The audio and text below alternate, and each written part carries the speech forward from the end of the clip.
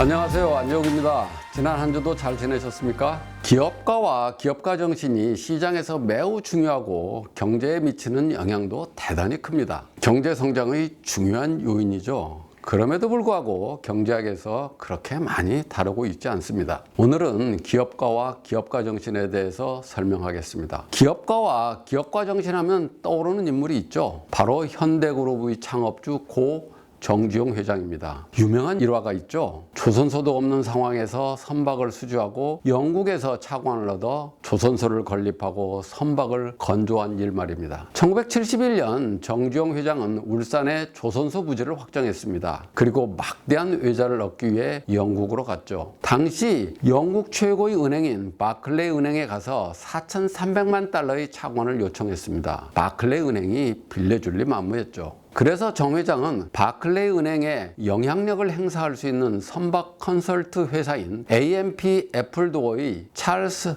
롱바톰 회장을 찾아갔습니다. 하지만 롱바톰 회장 역시 현대의 차관 상환 능력을 의심했습니다. 성장 잠재력에 대해서도 부정적이었죠. 그때 정 회장은 지갑을 뒤져 거북선 그림이 있는 500원짜리 지폐를 꺼내 롱바톰 회장에게 보여주며 이렇게 말했습니다. 이게 거북선이요. 우리는 영국보다 300년 앞선 1500년대에 이미 철갑선을 만들었어. 정 회장의 설명과 끈질긴 설득에 롱바톰 회장은 바클레이 은행에 현대가 조선소를 지어 선박을 건조할 수 있는 능력이 있다는 추천서를 건네주었습니다. 그렇게 해서 바클레이 은행으로부터 차관을 제공받게 되었죠. 그러나 그 다음이 문제였습니다. 영국에서는 은행이 차관 제공을 결정해도 영국 수출신용보증국, 즉 ECGD의 승인을 받아야 했습니다. ECGD는 차관을 가져간 나라가 원리금을 상환하지 못하면 영국 정부가 책임지고 보상해주는 제도였기 때문이었습니다. ECGD의 기준은 매우 까다로웠죠. 현대는 ECGD로부터 선박을 구매할 사람이 있다는 확실한 증명을 갖고 와야만 승인을 받을 수 있다는 통보를 받았습니다. 이에 정주영 회장은 선주를 찾아 나섰죠. 그러나 선주들에게 보여줄 수 있는 것이라곤 울산 마포만의 백사장 사진 한 장과 5만 불의 일 지도 한 장, 26만 톤짜리 유조선 도면 한 장뿐이었습니다. 정 회장은 있지도 않은 조선소에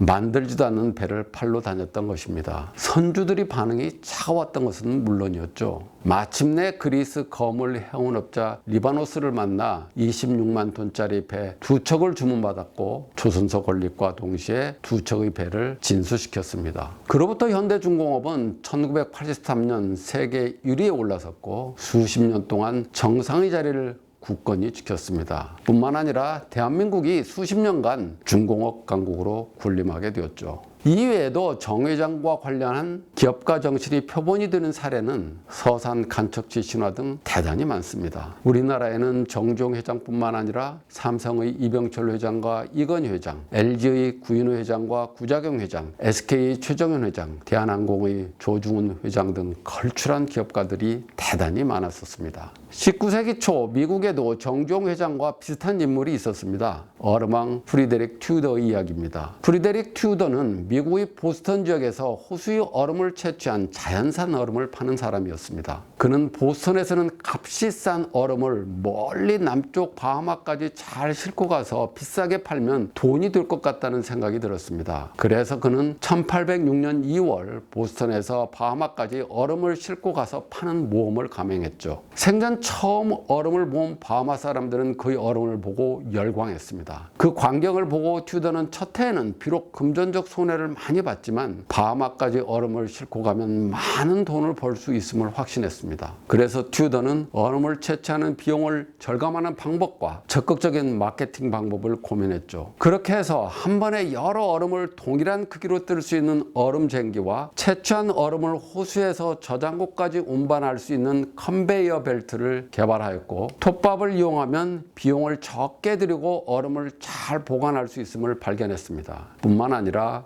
고객들에게 아이스크림을 만드는 방법과 아이스박스에 얼음을 저장하여 음식을 오래 보관하는 방법 등 새로운 얼음 사용 방법들을 알려주었습니다. 그렇게 하여 그는 많은 돈을 벌었죠. 50년 후 그의 회사는 바하마는 물론 브라질이 리오데자네리오, 인도의 봄베이, 홍콩 등지까지 얼음을 싣고 가서 팔았습니다. 미국에서 자연산 얼음 사업은 1880년대 전성기를 이루다가 새로운 기술인 냉장고가 나오면서 서서히 쇠퇴하여 사라져 버렸습니다. 이렇게 기업가는 다른 사람들이 보지 못하는 이윤교를 포착하는 사람들입니다. 제22강에서 이윤은 현실의 불확실성 때문에 발생한다고 한 것 기억하세요? 그렇습니다. 불확실한 현실 세계에서는 어떤 특정 사업에 이윤이 있을 것이라고 확실히 알 수 있는 사람은 아무도 없습니다. 뿐만 아니라 이윤의 존재가 널리 알려지지도 않습니다. 그럼에도 불구하고 이윤교를 포착하는 사람이 바로 기업가입니다. 보통 사람들은 불확실성을 회피하는 경향이 강하지만 기업가적 성향을 가진 사람은 불확실성을 이윤교로 포착하는 능력을 지닌 사람이죠. 기업가 정신이란 바로 그 상업세계의 불확실성을 떠맡는 정신을 말합니다. 다른 사람들이 보지 못하는 기회를 인식하는 것이 기업가 정신이죠. 정주영 회장, 이병철 회장, 이건희 회장, 튜더 등뿐만 아니라 빌 게이츠, 스티브 잡스 등이 그러한 정신을 보유하고 있는 사람들입니다. 성공적인 기업가는 다른 시장 참가자들이 채 보지 못하는 것을 보는 것입니다. 기업가는 싼 가격에 사서 비싼 가격에 팔 기회를 보는 것이죠. 시장에서 부족한 것이 무엇인지를 판단하고 새로운 사업을 시작하거나 새로운 제품을 개발하며 이윤 기회를 보는 것입니다. 그러한 기회를 보는 것은 전형적으로 타고난 상상력과 비전 그리고 창의성에 기인합니다. 6.25 전쟁 당시 유엔군 사령관이었던 메가더 장군은 대한민국이 전쟁에서 회복하려면 최소한 100년은 걸릴 것이라고 했습니다. 그런데 그로부터 50여 년 만에 대한민국은 저개발 농업국가에서 근대적인 산업국가로 기적처럼 변했습니다. 기업가 정신은 경제발전과 사회발전의 가장 핵심적인 요소입니다. 산업화에 필요한 기술과 자본, 부존 자원이 부족했어도 선진국 반열에 오를 수 있었던 것은 진취적인 기업가 정신이 왕성하게 발현되었기 때문입니다. 기업가 정신은 단지 개인의 역량과 소양만의 문제가 아닙니다. 그 사이의 재산권 보호, 규제 관련 제도, 문화, 가치관의 영향을 받죠. 자유로운 경제활동의 환경에서 왕성한 기업가 정신이 출현하는 것입니다. 앞으로 대한민국이 경제 대국으로 발전하고 더 부강해지려면 기업가 정신이 계속 확산되어야 합니다. 그렇게 되기 위해서는 지금 기업 활동을 옥죄고 있는 각종 규제들을 완화하여 자유로운 기업 환경을 만들어야 할 것입니다. 그럼 다음 시간에 뵙겠습니다. 고맙습니다.